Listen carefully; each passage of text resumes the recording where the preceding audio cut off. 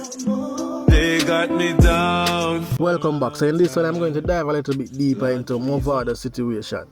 You know, the whole thing will go around on the internet right now. I think yesterday the Star put out a statement indicating that the Jamaican government still wants Mavado. 3 quick questions we're going to run through. Matter of fact, one of them is really a statement someone made on one of my videos. I think it was the other channel concerning Squash. Them say them not understand why he was moved from ICE to federal prison. So I'm going to run through that maybe in a minute or two. But why is Mavado still wanted by the Jamaican government? And the last question, which is important, several people may say, yo, them not understand this is impossible. How did that happen?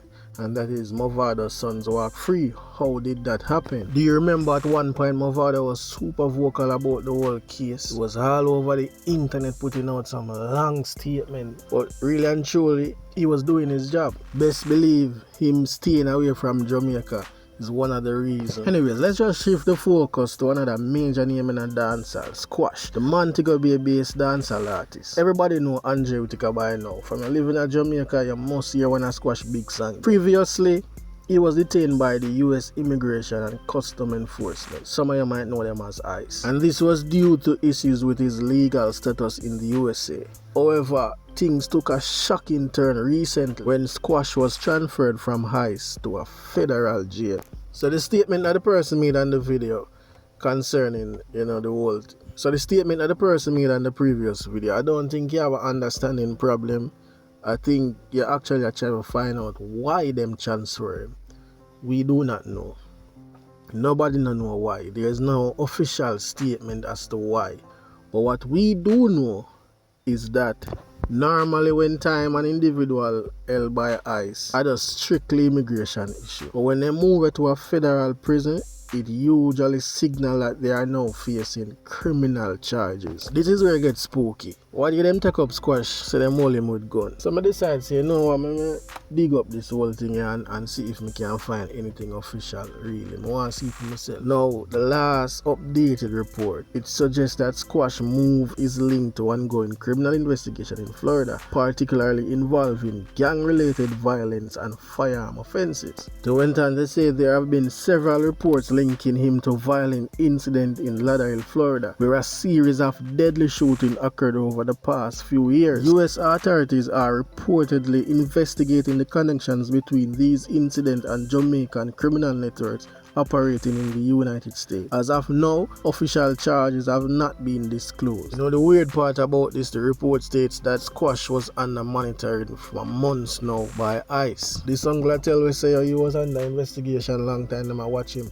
You ever hear them say it was a slippery slide? Man, one of them things they go on. But it is what it is. We just have to accept the reality. Another giant music slow down out of the business because of the wrong thing. Let's move on to Mavado. There's a lot of video out there about this topic. Most of them people, them attach them feelings to it and them not really go through the real facts. So let's rewind to 2018 when a brutal murder took place in Cassava Peace. A man named Lorenzo Thomas get dashed in a home invasion. His body was set on fire and there were attempts, to beheaded him. Of course, this crime kind of shook up the place and, it quickly led to the arrest of Dante Brooks, which is Mavado's son, along with Andre Hines and 3 others. The prosecution argued that Dante and the accused men were a part of the retaliation and attack stemming from ongoing violence, in Cassava. Fast forward to 2021, Dante Brooks and his co-accused were convicted and given lengthy sentence. Dante, I think he was under a life sentence with 22 before parole, somebody saw. Whole heap of time, and if he did rub off them years when he found out he would be a big man. So a few days ago, the Jamaican Court of Appeal overturned his conviction. They cite that a substantial miscarriage of justice. Key issue: inconsistent eyewitness testimony, procedural errors by the trial judge, and weak identification evidence. And don't forget the case rested on solely testimony of Lorenzo Thomas' father, and him claims say he saw the attackers. However, in court it was revealed that the witness had changed his statement multiple times and even admit to lying to the police. So from the get-go, they mess up the case. Also, the voice identification evidence presented in court was also ruled as inadmissible, meaning that the case against Brooks and Hines fell apart under legal terms. There you have it. So for those who say the man buy out the case and attack a bag of rubbish, no, all the judgment mistake. Now, this is how Mavado really got involved and why I say him play a key role. And this is why Mavado himself is still in a water with the Jamaican authorities. Back in the same 2018, right before his son was arrested, Mavado was reportedly shot at in Cassava Peace after an altercation. Wait, nobody remember that? Following the attack, a wave of violence broke out, leading to multiple murders and retaliations. So the Jamaican authority quickly labeled Mavado as a person of interest and asked him to return to Jamaica for questioning. Instead, Mavado left the country and has been living in the US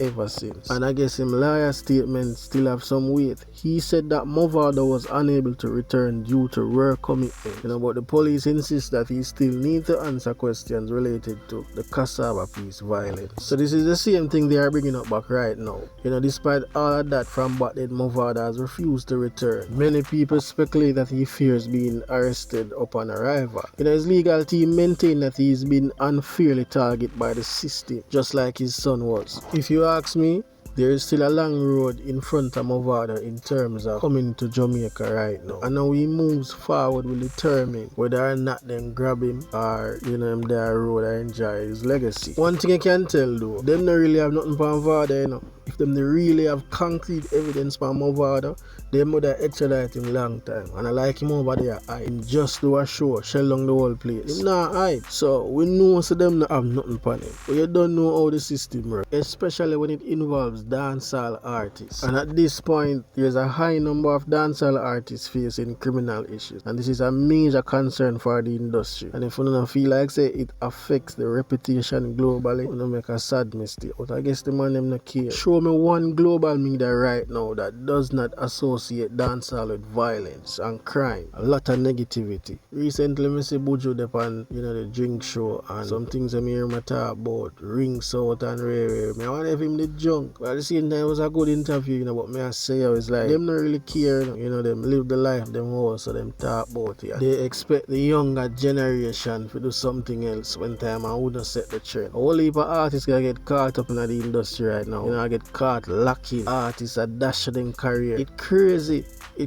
how some of the man them lose the things star. All heap of talent wasted, even the likes of Vibes Cartel and Tamilina. And I know someone gonna say, what you talk about, brother?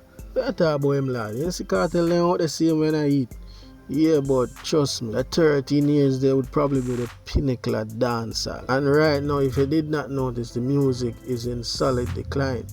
And this is the same reason why so much of the old artists them still are hold on for so long. If you can't replace the man, them in a trouble, All me say is dancehall remain one of the most influential music genre worldwide, no doubt about that. But you see the frequent legal troubles of its biggest star damage its reputation. Artists need to make smarter choices. I don't really care about a man's lifestyle really, the music I love. And once your lifestyle start to affect the music, you damage the thing, brother. You damage the industry, you mess up the business.